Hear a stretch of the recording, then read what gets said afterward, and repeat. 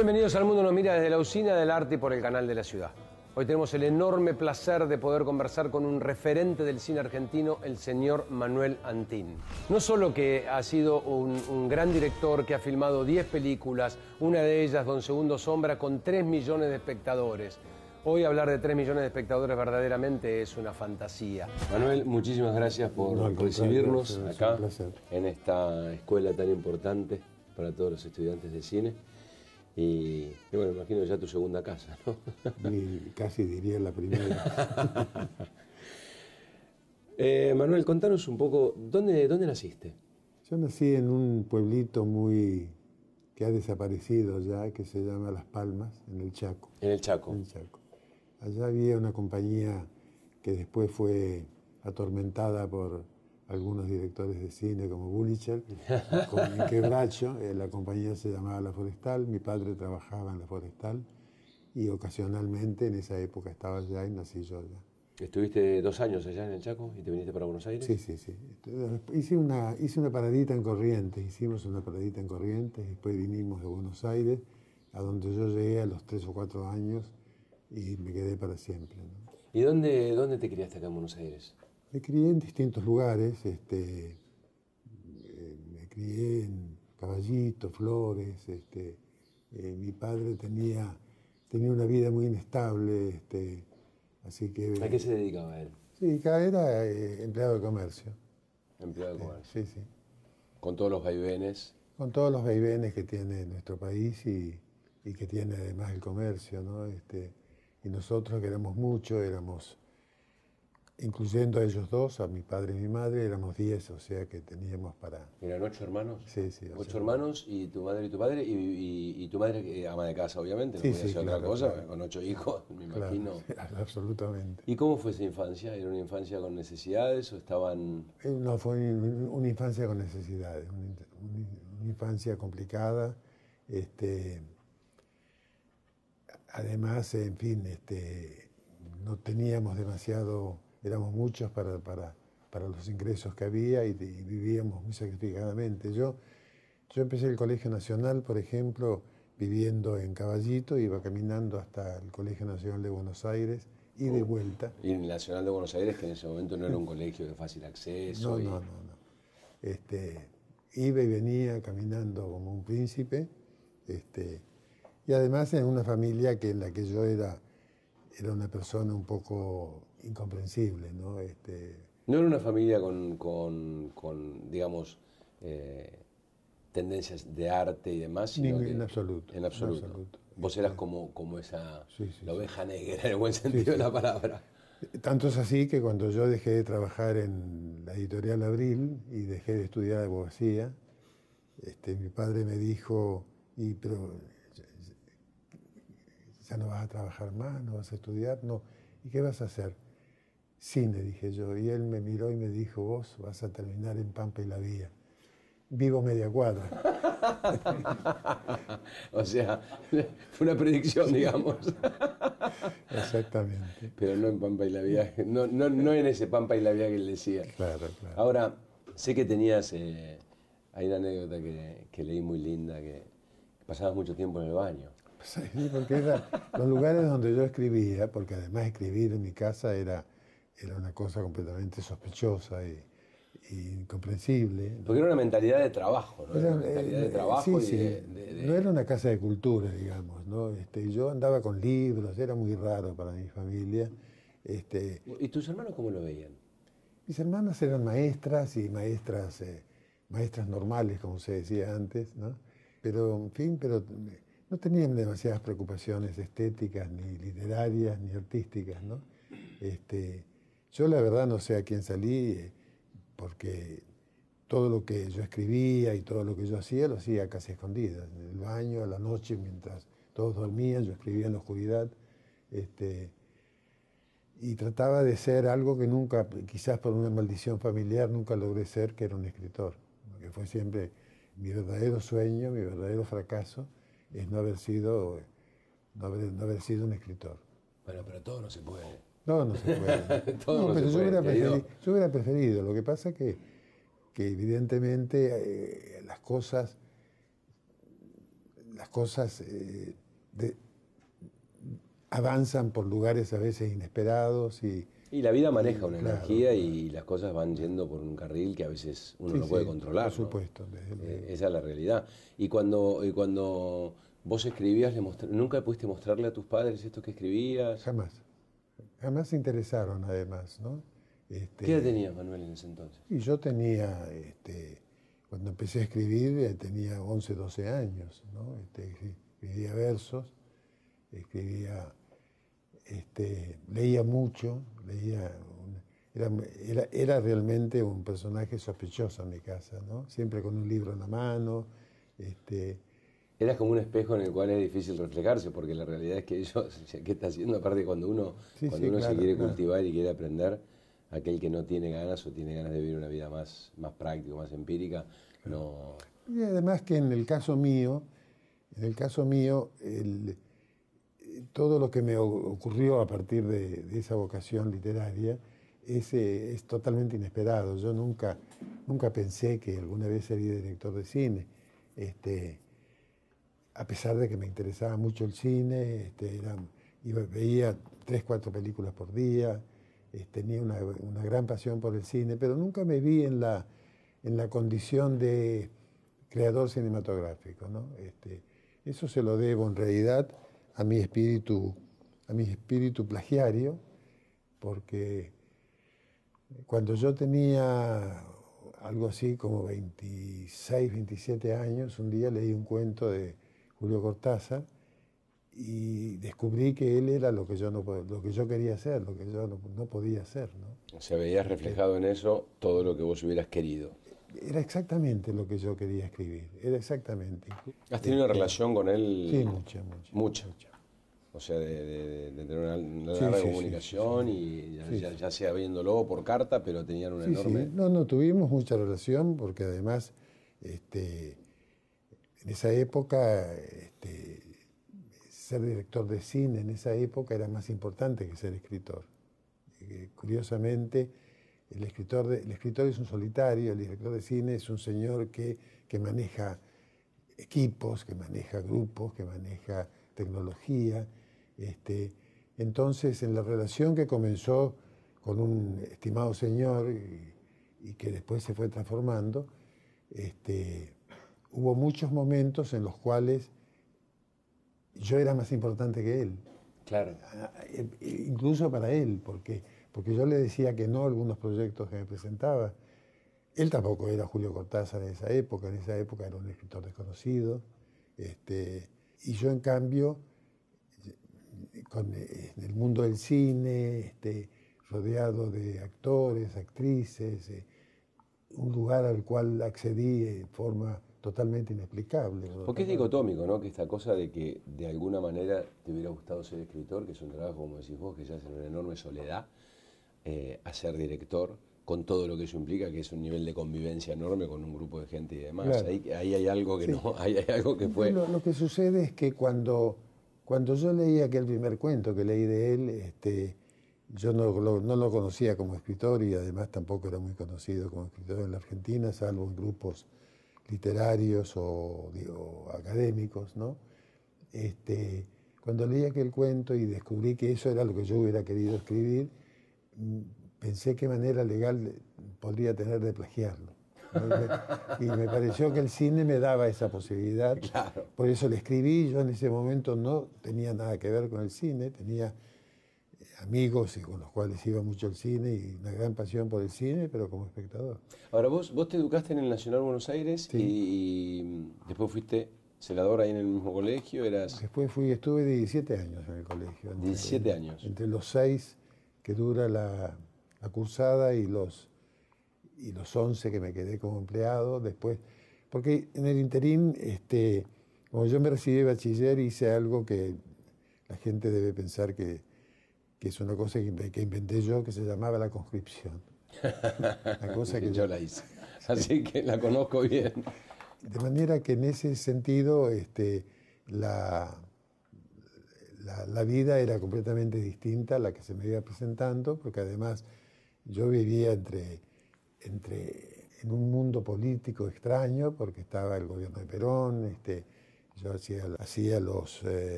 el servicio militar en la Casa de Gobierno. Hasta ese momento no tenías todavía relación con el cine ni nada, ni absolutamente nada. Tenía solamente relación con la lectura, una relación muy estrecha, yo he sido un apasionado de los libros, esta mesa lo demuestra, ¿no? Sí. Yo, si no estuviera en estos libros, hubiera desaparecido. Seguimos charlando con Manuel. Teníamos 20 años, estamos en la etapa de los 20 años, la conscripción, saliste de la conscripción. Salí de la conscripción, ya me había recibido de bachiller, ingresé a la Facultad de Derecho, en donde rendí todas las materias menos 3. ¿Qué hiciste, toda la carrera? Todas menos 3. Faltándome 4 materias me aplazaron y me enojé O sea, cuasi abogado enojado. Y como yo ya andaba en el mundo del teatro y además tenía muchos amigos del teatro, entre las muchas cosas que hicimos juntos fue fundar el Teatro de los Independientes, por ejemplo, un antiguo teatro independiente que ya no existe. Pero en fin, todo ese mundo me fue acercando a un mundo totalmente ajeno a mí. Si te sacó de la letra, te llevó al arte. Me sacó de la letra, me sacó... ¿El enojo no te dio ni para terminar esas 4 materias? No, porque me aplazaron y para mí fue un agravio injusto, en fin, seguramente no, pero yo lo viví muy sanguinariamente aquel aplazo. Además, como no me interesaba la carrera, no me interesaba nada, de manera que el aplazo fue casi una bendición para mí, porque dejé fue la excusa como para decir terminemos con esto. Dejé algo que no me interesaba y me dediqué a algo que me interesaba mucho, que era la literatura y en fin, y después cuando descubrí el cuento de Cortázar, que se llama Cartas de Mamá, de un libro titulado Las armas secretas, y descubrí que eso era lo que yo quería escribir y decidí filmarlo.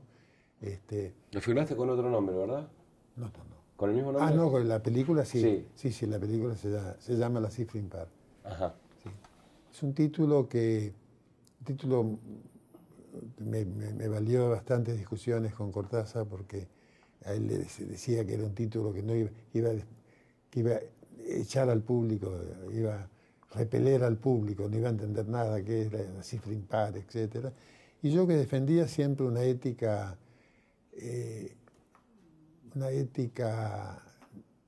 extraña, ¿no? Le decía, pero es que no es una película para el público, es una película para muy poco público, hay que avisarle a la gente que no tiene que venir. De verdad. No quiero que se desilusionen. No, exactamente. Tanto es así que yo hice mis primeras 4 películas fueron absolutos fracasos. Una ni siquiera la estrené, que es la segunda, ni siquiera la estrené porque la gente no la entendía. Y cuando hice Don Segundo Sombra y tuvo tanto éxito, yo mismo no entendía por qué. Un día le dije a Ponchi, ¿qué habré hecho de mal para que tanta gente venga a ver esta película? ¿Por qué tenés esa mirada tan crítica de vos, no? Esa es la pregunta que uno se hace, porque has logrado tantas cosas en la vida y tantas cosas importantes. Digo, más allá de los números, porque estamos hablando de Un Segundo Sombra, una película de 3 millones de espectadores, lo cual hoy suena ridículo en lo que es el cine argentino, sí. Porque es la verdad, más allá de que hayan cambiado las condiciones y demás, 3 millones de espectadores son 3 millones de espectadores en cualquier época. Es una barbaridad de gente. Y que vos lo vivas de esa manera. Recién nombrabas a Ponchi. Sí. ¿Cuándo la conociste? La conocí en el teatro, en un teatro que había en la calle Florida, que se llamaba el Instituto de Arte Moderno, ¿no? Ella es escenógrafa. Ella es escenógrafa. En realidad, a veces yo hago la broma de que yo en realidad me casé con una persona que hacía escenografía y que era hija de un músico para abaratar los costos de producción. Porque Adolfo Norpurgo, que era el padre, era un gran violonchelista, hizo la música de todas mis películas y Ponchi hizo la escenografía. Para, amortizaste grosso porque ¿cuántos años llevas con Ponchi? Ah, sí, sí, sí, sí, sí, sí. Te Sí, salió sí, redondo. sí, sí, sí, sí, sí, sí. Además además ha sido una gran colaboradora para mí. Hubo una época cuando yo hice mi segunda película, porque la primera fue un fracaso, la segunda ni siquiera se estrenó. Ella en esa época trabajaba en el Canal 13 y yo en aquel momento tomé la decisión de irme del cine, ya que el cine lo único que me traía era deudas, ¿no? Y recuerdo que ella me dijo algo que me conmovió y que torció mi destino completamente. Me dijo, yo trabajo, o sea que no, nos podemos arreglar, aguantemos un año a ver qué pasa, ¿no? Bueno, en ese año yo reacondicioné un poco mis cosas, hice algunas películas que tuvieron un resultado un poquito mejor, hice publicidad, que tuvo un resultado muchísimo mejor todavía, ¿no? Es importante aclarar que hiciste de todo, digamos, porque vos has escrito, has dirigido, es decir, has presentado tus obras de teatro, poemas, libros, cine, dirigiste cine, hiciste también cosas para televisión, Sí, sí, sí, 2 programas de dos televisión. programas de televisión. Eh, ¿Y qué es lo que más te gusta de todo ello? De todo lo que has hecho, ¿qué es lo que más con lo que más te identificas? Y yo me identifico excepcionalmente con la literatura y con los libros, ¿no? Es lo que más, es lo que más, es mi mejor alimento, ¿no?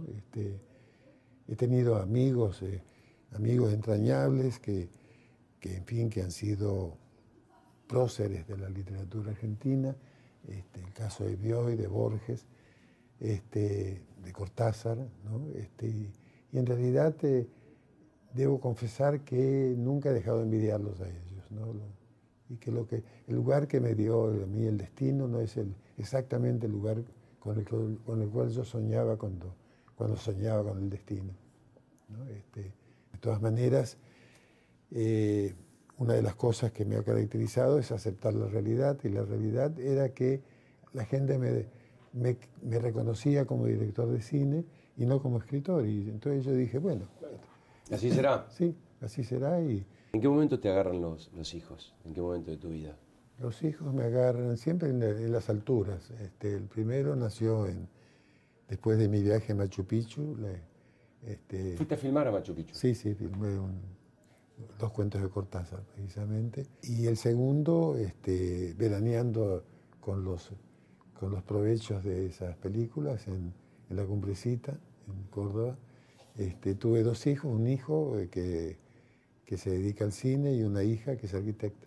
O sea, la hija llegó la línea de la madre más y el hijo la línea del Exactamente, padre, ¿no? exactamente. Nunca pensé qué puedo hacer mañana, todo lo que venía presentándose lo hacía. Mis hijos me dieron un cierto aplomo, una cierta responsabilidad, ¿no?